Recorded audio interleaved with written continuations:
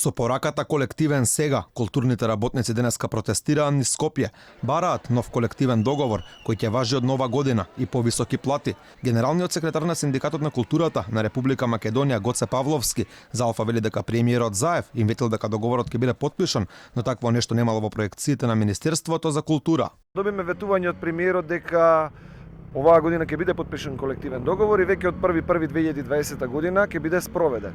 Но имајќи предвид дека Министерството за култура веќе ги има испратено проекциите за буџетот негов потребен за 2020 година, каде што не се предвидени средства за новиот колективен договор, иницираше револт кај сите нас. Неисполнети ветувања од владата, културните работници имале и во текот на минатата година. Ветувано било потпишување на колективен договор, но такво нешто нема ниту денеска.